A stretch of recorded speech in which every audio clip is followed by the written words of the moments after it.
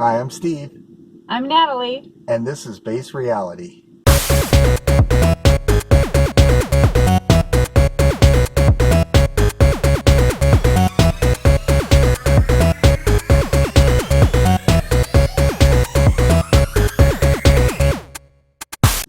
And today's episode is about the lion and the lamb. And this idea is a symbol of balance in one's life.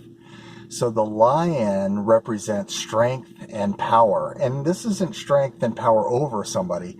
This is inner strength, inner power. And what inner power represents is your ability to go through life, to follow your bliss, to follow your passion, to follow your guidance without any fear.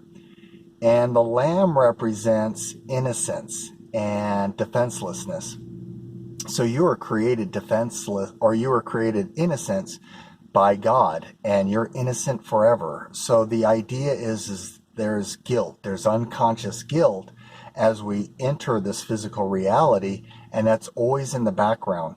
And so by raising your vibration, by going within, you'll start to see that guilt is actually just an illusion from the ego to keep you in separation.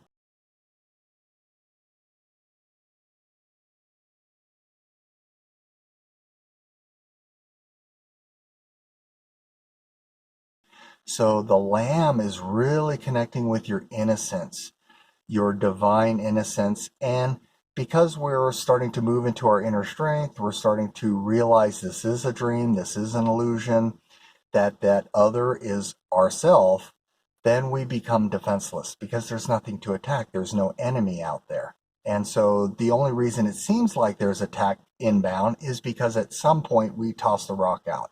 And when you toss a rock out, when you toss an attack out, the way that works down here, one of the universal laws is what you pulse out into the universe comes back to you.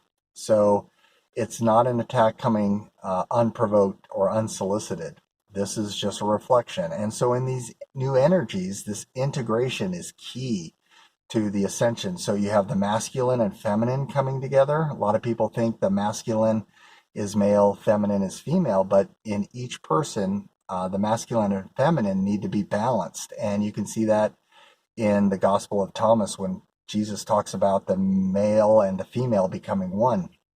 And then you want to integrate the upper and the lower. So you want to bring those two together. So your higher mind, your lower mind, your ego, bringing those into harmony, and also the light and the dark. So you can think of the world. So the reflections of the world, you're bringing those together. And integration of the dark just simply means that you're not pushing it away from you, that you're not saying that person is bad or that situation is bad. You're looking at it with full acceptance and wondering, what is the universe trying to show me here? And this is the key to becoming the full self. So the ego is designed to keep us in the matrix. And it does this by using an energetic veil. So you can think of it as pushing your fingers through a barrier and stopping at your hand. And when you look at the bottom of the barrier, it looks like four separate things. But when you look at the top of the barrier, you see just one thing, which is your entire hand. So this is the grand illusion of separation.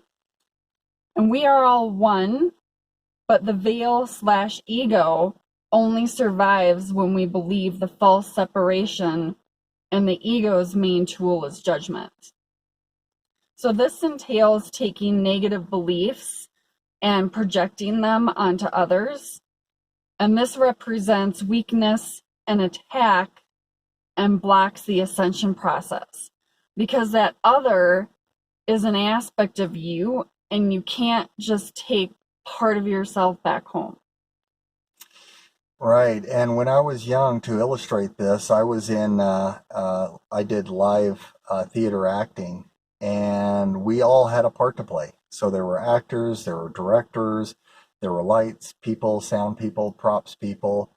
And when we went out on stage, we played our particular character. and we studied the roles, we practiced our lines and everything, and we got pretty good at it, and we went out on stage. And so there were people that played the good guy, there were some people that played the bad guy, and but we were all just actors. We were all on the same team. We rehearsed together, we played together, we did a lot of cool stuff together, we did a lot of events together. But when we were out on stage, it looked like we were battling, and there was a lot of conflict, drama, fear, hate, love, all of that stuff. But we were all on the same team, and that's what's going on in the world.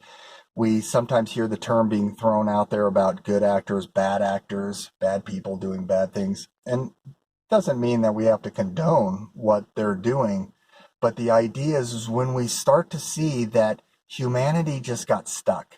And so when we got stuck in this,